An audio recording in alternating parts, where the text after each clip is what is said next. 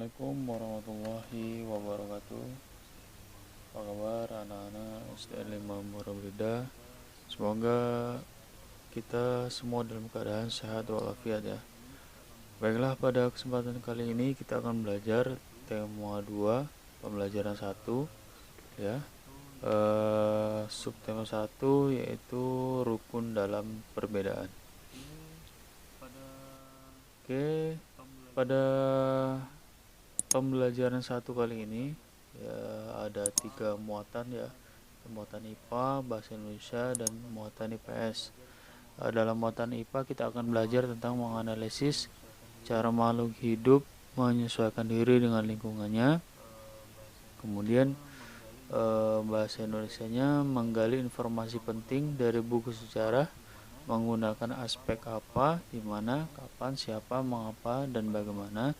Sedangkan pada muatan IPS kita akan belajar tentang memahami makna proklamasi kemerdekaan, upaya mempertahankan kemerdekaan, dan upaya mengembangkan kehidupan kebangsaan yang sejahtera. Oke, langsung saja kita mulai pembelajaran 1. Nah, anak-anak, peristiwa apakah yang selalu kita peringati di bulan Agustus? Nah, kita sudah melewati bulan Agustus ya. Iya. Dalam bulan Agustus kita memperingati setiap 17 Agustus ya, rakyat Indonesia merayakan hari kemerdekaan. Nah, perayaan kemerdekaan dilaksanakan dalam upacara dengan pengibaran bendera merah putih dan pembacaan teks proklamasi. Nah, ada sebuah teks ya yang berupa pernyataan yang sangat penting yang dinamakan dengan teks proklamasi. Nah, perhatikan naskah asli teks proklamasi berikut. Ini adalah naskah atau teks asli proklamasi yang diketik oleh Sayuti Malik ya. Sayuti Malik dan ditandatangani oleh 2 tokoh bangsa ya, yang lebih dikenal dengan Bapak Proklamator Indonesia, yaitu Soekarno dan Muhammad Hatta. Oke, selanjutnya. Nah, proklamasi kemerdekaan yang dilakukan pada tanggal 17 Agustus 1945 menjadi peristiwa penting bagi bangsa Indonesia. Sejarah di mana bangsa Indonesia berhak atas kemerdekaan dan wajib mempertahankannya. Nah, diawali dari peristiwa Nagasaki dan Hiroshima menjadi momentum Indonesia melepaskan diri dari Jepang. Oke. Nah, teks proklamasi ya, sejarah teks proklamasi disusun dan ditulis di rumah Laksamana Tadashi Maeda ya. Ini Panglima Angkatan Laut dari Jepang ya, yang memiliki simpati terhadap perjuangan rakyat Indonesia, tepatnya di Jalan Imam Bonjol nomor 1. Nah, para perumus teks proklamasi itu terdiri dari 3 orang, yaitu Soekarno, Muhammad Hatta, dan satu lagi namanya Ahmad Subarjo. Nah, teks ini ditandatangani oleh Soekarno, Hatta, dan diketik oleh Sayuti Malik ya. Nah, teksnya tadi pada tampilan sebelumnya. Oke, sekarang pada tanggal 17 Agustus 1945 di Jalan Pegangsaan Timur nomor 56 dilaksanakan pembacaan teks proklamasi dan pengibaran bendera merah putih. Nah, teks proklamasi sendiri dibacakan oleh Insinyur Soekarno, kemudian pengibaran bendera merah putih. Nah, bendera merah putih ya, atau bendera yang pertama pusaka itu dijahit oleh ibu negara ya saat itu, Ibu Fatmawati Soekarno. Nah, makna proklamasi kemerdekaan bagi bangsa Indonesia. Oke. Makna proklamasi kemerdekaan bagi bangsa Indonesia yang pertama adalah sebagai puncak perjuangan bangsa.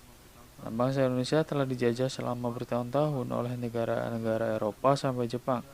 Penduduk dengan latar belakang yang berbeda bersatu untuk melawan penjajah. Proklamasi kemerdekaan merupakan hasil dari perjuangan para pahlawan. Oke, sedangkan makna yang kedua adalah pengakuan kepada dunia luar. Dengan membacakan teks proklamasi, Indonesia mengumumkan kepada dunia luar bahwa Indonesia adalah negara yang merdeka. Pengakuan ini diikuti oleh pengakuan dari negara lain.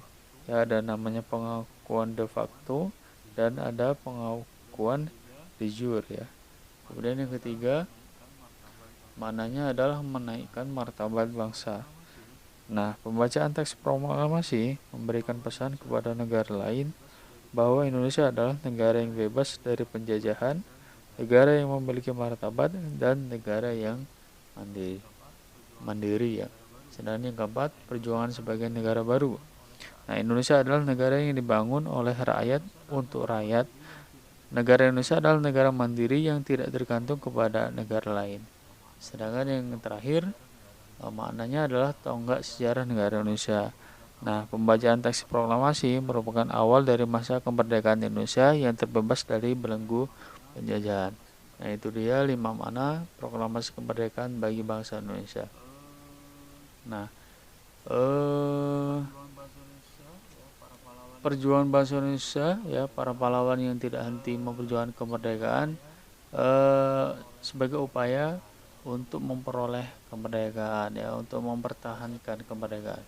Nah, ada satu bunga ya yang mampu menyesuaikan diri dengan lingkungannya. Yang pertama adalah bunga teratai. Nah, perhatikan gambar berikut. Ini adalah gambar bunga teratai. Oke. Ini adalah fakta-fakta tentang bunga teratai. Nah, bunga teratai ini hidup di air, hidupnya mengapung di atas air dan memiliki akar di bawah air. Dan tangkainya menjalar sehingga ia terapung dan mampu bertahan hidup.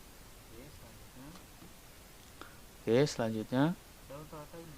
Nah, daun teratai bundar dan lebar. Fungsinya agar daun dapat menyerap cahaya matahari sebanyak-banyaknya untuk mempercepat penguapan dan fotosintesis.